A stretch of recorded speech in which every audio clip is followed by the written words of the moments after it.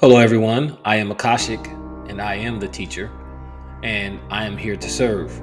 And hopefully, along the way, we wake some people up as we go. Today's video is a follow up to the video I made a couple of weeks ago on an explanation of non duality. If you haven't watched that video, I strongly urge you to go back and check it out, as it will give you a better understanding of today's video than you already are going to get.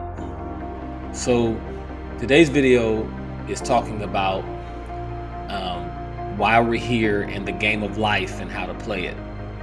So, I like to explain things in allegorical stories and things like that. So let's say that imagine that life is a virtual video game that you created. You know how this video game works through and through.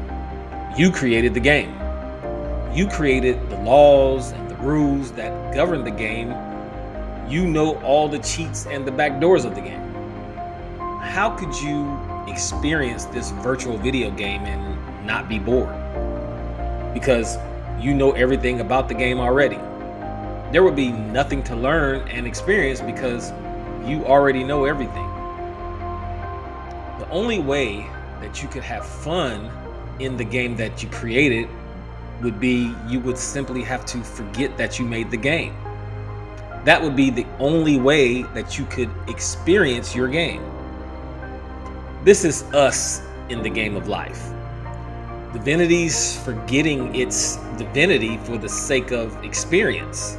So the question then becomes, what would be the object of the game? The object would have to be going from total unawareness to total awareness. The object would be to go from being unenlightened to fully enlightened. But just like any video game, you don't want it to be too easy. You want it to be a challenge. You would want the full experience. So you would create the game where it cannot be won on the first try. However, just like with any video game, every time you die, you don't go back to the very beginning. So you create levels, and once you clear a level, then if you die, you restart at the last level you completed. I remember, I'm about to show my age right now. I remember a game by Nintendo back in the day, Super Mario Brothers. Man, we would wake up, take a quick lunch during the day, and at night go to sleep playing this dang game. We were trying to clear all these levels so that we could free some princess at the end. But we would just play this game on and on. But when we died, we never restarted from the beginning. We started at the last level that we completed.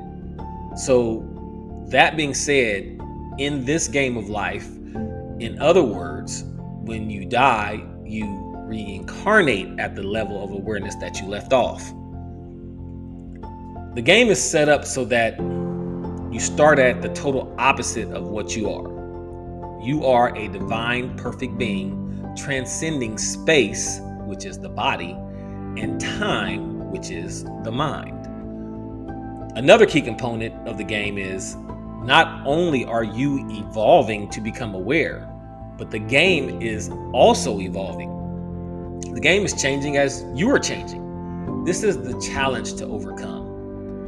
So the game starts with your spirit trapped in space and time, body and mind. You have zero awareness of who you really are. So you can experience becoming who you really are. As you journey into the game, you learn and overcome things, and you pass levels. When you die, or when the physical body dies,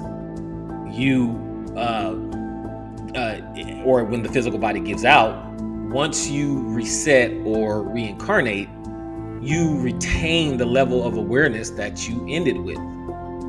This game is really hard, so it will take you very many lives to complete. However, once you get to the level of enlightenment and you have overcome space and time, body and mind, you lose all desires and transcend back to your divinity. You have experienced everything you need to experience, so you have no desire to experience anything more. The game is complete. You and infinity become one again. The game of life is over.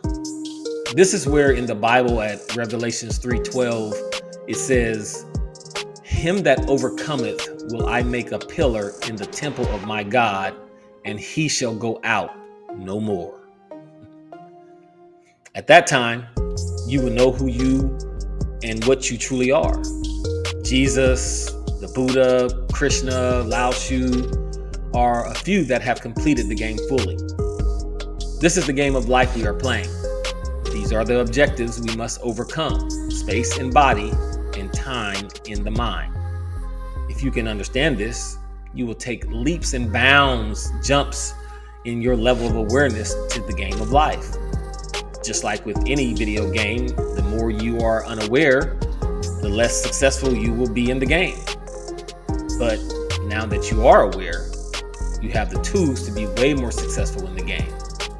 If you can overcome the physical temptations and desires of this world and realize who you are, then you will level up. It's up to you to defeat the game of life.